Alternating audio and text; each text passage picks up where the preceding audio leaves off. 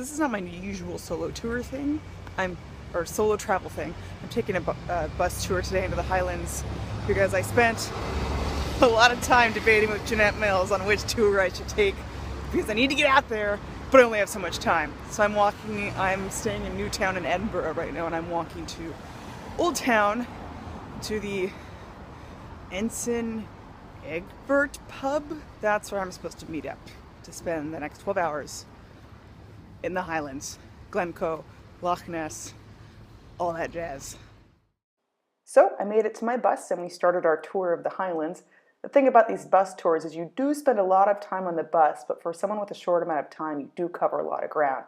And you could always rent a car, but then you have to do all the parking and all the finding out where to go yourself. So this really was the best option for me for what I wanted to do. So I've got my lovely tour bus behind me, and we have 10 minutes in Glencoe, which is somewhere Jeanette Mills said I had to go. And well, I don't blame her. It's pretty beautiful. I mean, that's probably the best shot right there. There were too many other tour buses up the road, so we had to stop way down. And here comes another one, it looks like. So I'm going to tromp in the mud here because I'm trying to get away from all the people. But yeah, it's kind of one of those things where the scenery just speaks for itself. It has all the words. Whew, I knew Scotland was beautiful, but man, I keep seeing backpackers hiking, and I'm like, okay, someday I too shall hike the Highlands. Maybe once I find my be-kilted Brit. Could be our honeymoon. I have to say, I'm really happy I did not get stuck to this British guy on my bus who was talking to an Aussie, and he just would not stop talking to the point where they were sitting down and the Aussie was like, yeah, that's nice. I'm sitting next to a man who's separated from his family, and so I offered to let, a member of his family take my seat. So I am so worried I'm getting stuck next to talkative British guy. Please no, or I should say English, because he's from England. Fingers crossed.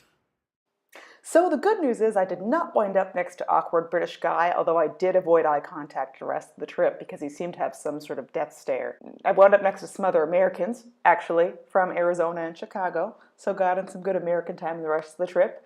The gentleman I switched seats with was able to spend time with his family, and a good time was had by all. I just sat back and enjoyed the rest of the scenery. It really, really was breathtaking. So I'm here on the shores of Loch Ness. Behind me, a bunch of people are taking the boat. I am not taking the boat because it's an additional cost, and I am but a poor student. So I figured, this is gonna sound so lame, but I've been on lakes before. I have family in Michigan. We have the Great Lakes, and I grew up around water. So, big bodies of water, not that big of a deal. I also figured I've been spending all day on a bus full of people. The last thing I want to do right now is get on a boat full of people. I mean, I'd be on a boat, which would be pretty cool, but I'm good. I'm taking the road less taken, or the loch less taken.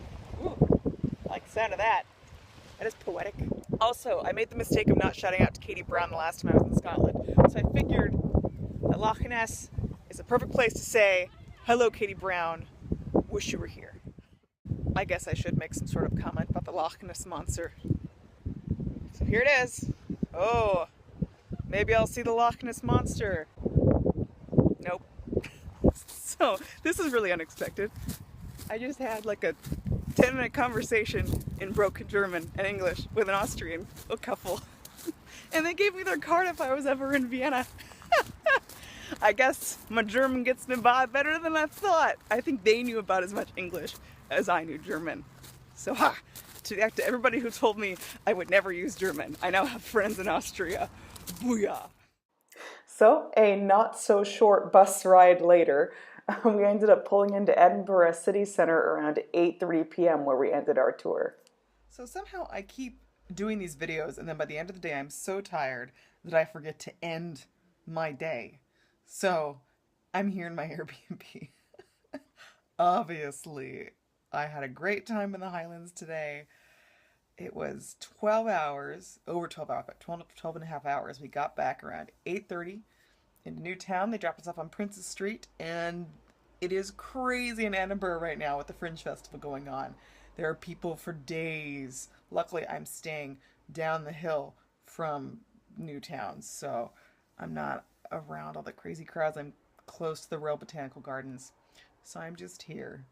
I'm journaling as I do. Well, I started to. I started to revise a poem I was writing, but I don't have the energy or the mental faculties right now, so I'm just going to unwind because tomorrow I got a day of museums. I'm going to see a friend of mine in a show. We're going to get a drink, and then I'll try to see the tattoo, but I probably won't be able to get tickets. We shall see. Good evening.